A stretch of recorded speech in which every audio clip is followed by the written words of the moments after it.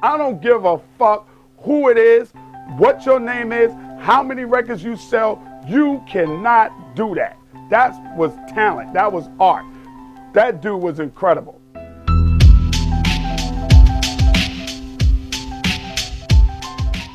He told the truth.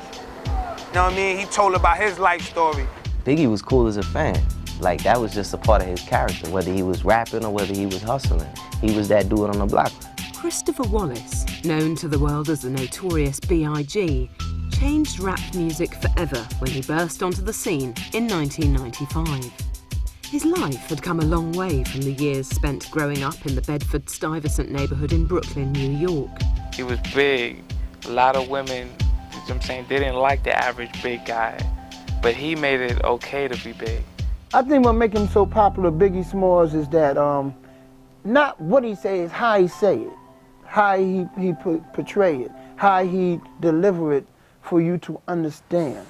The Notorious B.I.G, or Biggie as he was also known, became a great rapper and performer, with his unique lyrical touch opening up hip-hop culture to a wider audience. I think people on all sides of the hip-hop world appreciated Biggie as being a very, very special talent. And hands down, the most incredible lyricist ever. And I got respect for everybody that's done it from day one. But he is the most incredible lyricist ever. Biggie is considered by many to be the greatest rapper of all time and will never be forgotten by his many friends and millions of fans all over the globe. Undisputed, legendary king of New York, hands down, no matter what.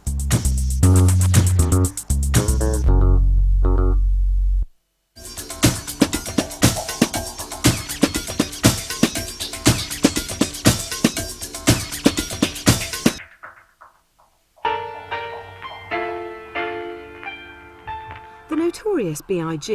was born Christopher George Latour Wallace on the 21st of May 1972 in Brooklyn, New York.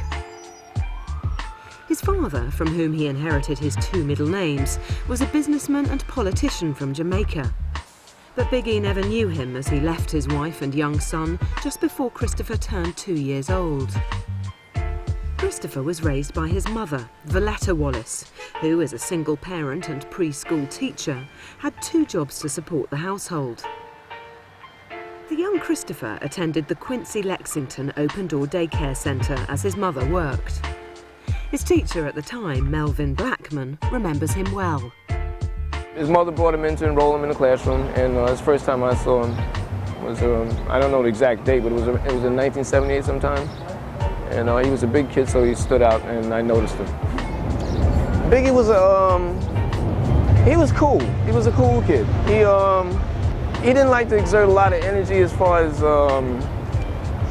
anything really, because he used his mind, he used his brain.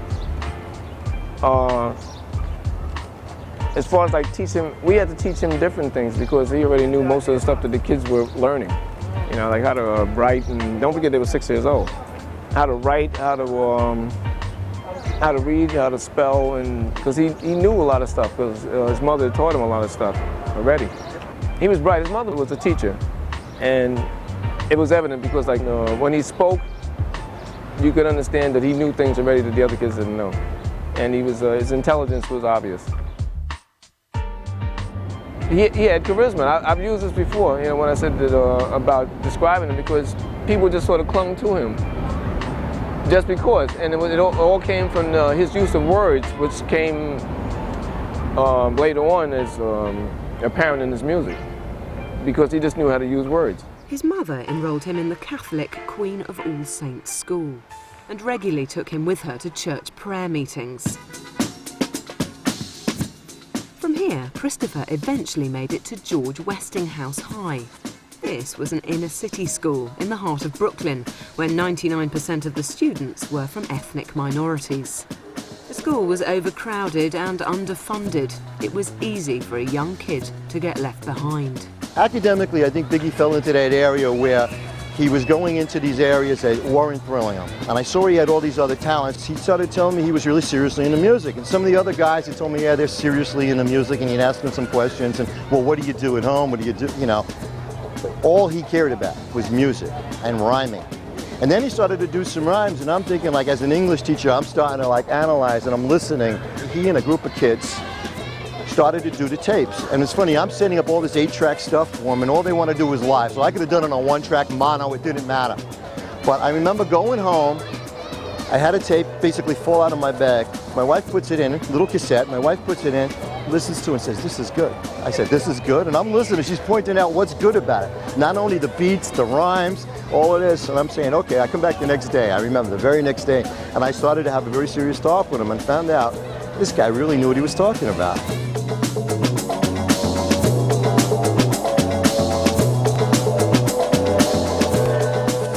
Biggie had enormous skills with people. We started to incorporate during lunch periods this mentoring from the Big Brother Sister program. And one day a young kid came in, I mean a little guy, but he came in with a big attitude. I mean his head and his shoulders were strutting. He walked in the room and I'm hearing things about him. He's terrorizing this one, he's starting a fight over here. He was a real gangster, so we thought. And out of nowhere, Biggie started talking. And I mean in the calmest voice you could possibly imagine. So low key, so nice. And again, now I'm not eavesdropping, now I'm just, sticking in here, right where maybe it didn't belong totally. There was another kid, just the opposite of the little one. This kid was 6'4", 6'5", but so withdrawn. Kid was already in 10th grade. Biggie took him under his wing also. The kid would meet him in lunch periods in my room, sit there with him. One day I just see him start tapping out beats while Biggie's starting to rap. And the kid's doing the beats for him. And I said, this is the first social action this kid, and I've seen this kid around school for a year and a half, from 9th grade. And before I know it, Biggie had already gone, he left the school, but by the time this kid was at the end of 11th grade, this kid was vice president of our video club, and he was in all sorts of societies. Oh, by the way, the little guy, the gangster, full scholarship, Boston University.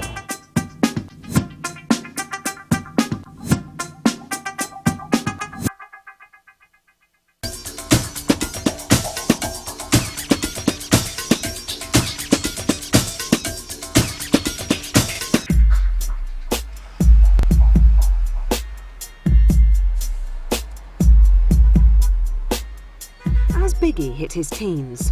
Raging hormones, peer pressure, and a growing self-consciousness combined to turn a shy, studious kid into a rebel. Like many of his peers, he started hanging out in Bedford-Stuyvesant, drinking liquor and smoking weed. The area in which Biggie grew up was riddled with drugs and crime. Just down the road, Bedford-Stuyvesant had built its own reputation. And Bedford-Stuyvesant is like the heart of Brooklyn. Everybody from Brooklyn, everybody from any borough, any place in the U.S., they know about Brooklyn. They know Bedford-Stuyvesant is the heart of New York, it's the heart of Brooklyn.